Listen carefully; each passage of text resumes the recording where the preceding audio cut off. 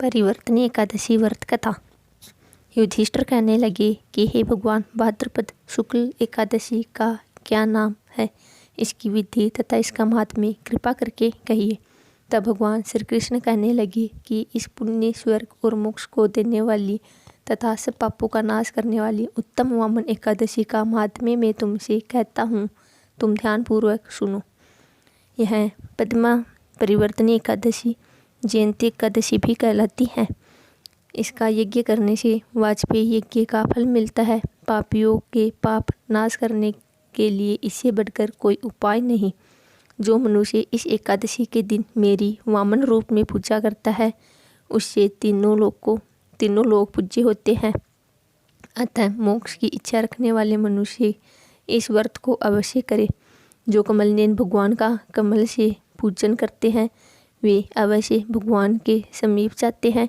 जिसने भाद्रपद मास के शुक्ल पक्ष की एकादशी को व्रत और पूजन किया, उसने ब्रह्मा विष्णु सहित तीनों लोकों का पूजन कर लिया। अतः हरिवासर अर्थात एकादशी का व्रत अवश्य करना चाहिए। इस दिन भगवान करवट लेते हैं, इसलिए इसको परिवर्तनीय एकादशी कहते हैं।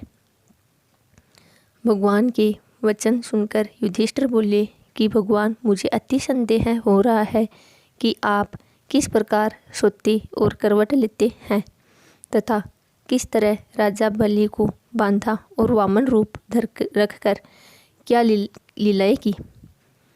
चतुर्मास के व्रत की क्या विधि है तथा आपके शयन करने पर मनुष्य का क्या कर्तव्य है, सो आप कृपा करके मुझे विस्तार से बताइए। श्री कृष्ण कहने लगे कि हे राजन, अब आप सब पापों को नष्ट करने वाली कथा का श्रवण करो। त्रेता युग में बलि नामक एक दैत्य था। वह मेरा परम भक्त था। विविध प्रकार के वेद सूक्तों से मेरा पूजन किया करता था और नित्य ही ब्राह्मणों को पूजन तथा यज्ञ के आयोजन करता था। इसलिए इंद्र से द्वेष के कारण उसने इंद्रलोक तथा सभी देवताओं को जीत लिया। इस कारण सभी देवता एकत्र होकर सोच विचार कर भगवान के पास गए। बृहस्पति सहित इंद्रादिक देवता प्रभु के निकट जाकर और नतमस्तक होकर वेद मंत्रों द्वारा भगवान का पूजन और स्तुति करने लगे। अतः मैंने वामन रूप धारण करके 5वां अवतार लिया और फिर अत्यंत तेजस्वी रूप से राजा बलि को जीत लिया। इतनी वार्ता सुनकर ये राजा युधिष्ठिर बोले कि हे जनार्दन, आपने वामन रूप धारण करके उस महाबली दैत्य को किस प्रकार जीता। श्री कृष्ण कहने लगे, मैंने वामन रूप धारी ब्रह्मचारी बलि से 3 पग भूमि की याचना करते हुए कहा, यह मुझको 3 लोक के समान है और हे राजन, यह तुमको अवश्य ही देनी होगी। राजा बलि ने इसे तुच्छ याचना समझकर 3 पग भूमि देने का संकल्प मुझको दे दिया और मैंने अपने त्रिविक्रम रूप को बढ़ाकर यहाँ तक कि भूलोक में पद, भुअरलोक में जंगा, स्वर्गलोक में कमर, महलोक में पेट, जनलोक में हृदय, यमलोक में कंठ की स्थापना कर सत्यलोक में मुख, उसके ऊपर मस्तक स्थापित किया।